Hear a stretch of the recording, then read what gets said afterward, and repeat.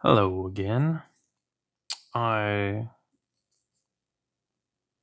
thinking about aim a lot today, mostly from reading.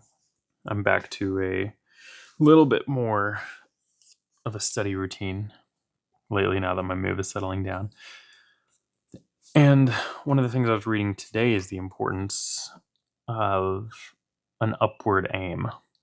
And specifically, this was in relation to studying the intersection of psychology and religion.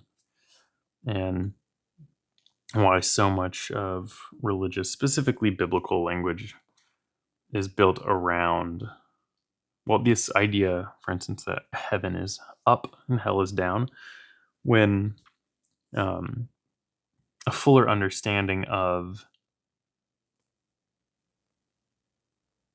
a lot of what religious talk is actually that these aren't physical places that you can go visit, right? If something is up and down, in theory, we can get there. If something's up in space, we've gone to the moon, we can go up there. We can, in theory, keep going further. We can dig holes really deep, although I know we've never really dug all the way down or very far, all things considered. But ideally, they're tangible. We can reach them, and that's more metaphorical. These aren't up and down places, and if they were, if salvation is up for me, well, what about somebody who's on the other side of the globe?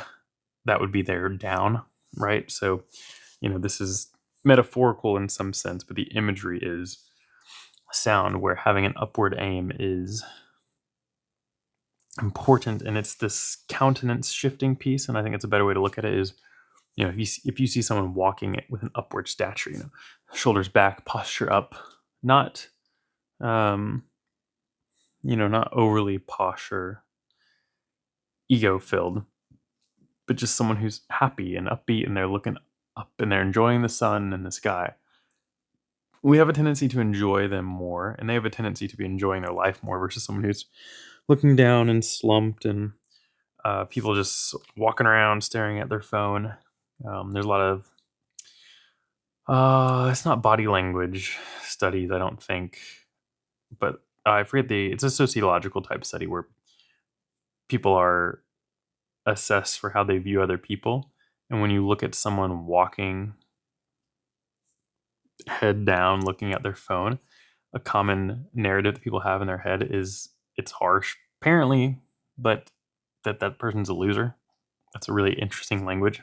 That probably isn't what the scientific language said, but the person that I heard studying it said that that's kind of what goes through people's head, is that person is just like, what are they doing? Which is odd, because I think most of us have moments that we're doing that. But the point being is we're looking down. There's a lack of optimism. There's a lack of direction. There's a lack of purpose. There's a lack of joy.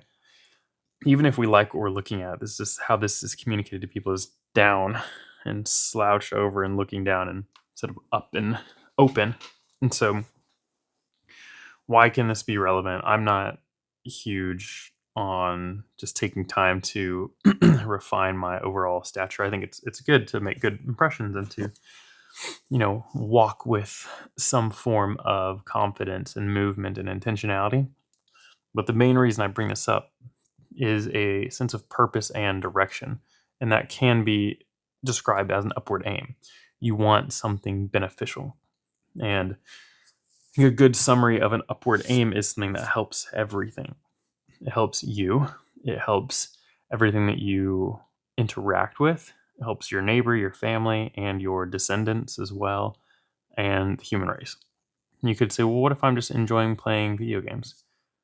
Sure. But I don't think that's an upward. It's not a noble thing to do. Uh, and I like games. I like fiction books. I like movies. And not every activity we do is going to aim upward. You could make an argument of what would my life look like if only that was what I did. And you can make an argument that sometimes entertainment and a form of disconnect recharges us enough to have the energy. The argument's fine. So this isn't really about putting down anyone who is doing activities for the sole purpose of joy, assuming they're not detrimental, because we can do joyful things that hurt or harm others. Joy wouldn't even be the right word. They would make us happy, but I think joy is almost exclusively reserved for good. But just upward and positive aim. It's not lost on the world around you when you do something kind, or when you take care of something, or when you throw trash away. That's not in your home, but it's technically space that you're given. If you're walking anywhere and you can pick up trash, that's an area of influence that you have, as opposed to, well, it's not my problem. This isn't my home. It's not my work. No, but you're there. And at that moment, these are your neighbors and these are your people that you're around. And so maybe you can leave the space a little bit better than you found it. So, yeah, I'm just thinking about that today. Um,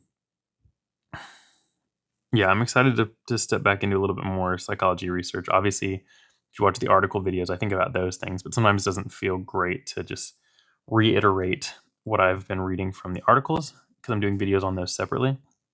I think if there's one that I leave and really am thinking a lot more on, I don't mind bringing them up in a video like this. But when we do them in their own separate videos, I try to keep them over there. So even though I've been learning a lot, I haven't been doing a lot of focused study. It's been more review of articles or publications coming out, which is awesome. It's not quite the deeper study that I like to do, but I think they're both super valuable. And I do love doing both. So getting both of them in is fun. So I'm glad to be back into the readings. And what I'm reading right now is currently The Stand. And so, as with all things, it'll get a video. And I have a couple of reading videos on the very short-term agenda to be coming out probably starting next week pretty early. So yeah, just some thoughts for today. I hope that was enjoyable.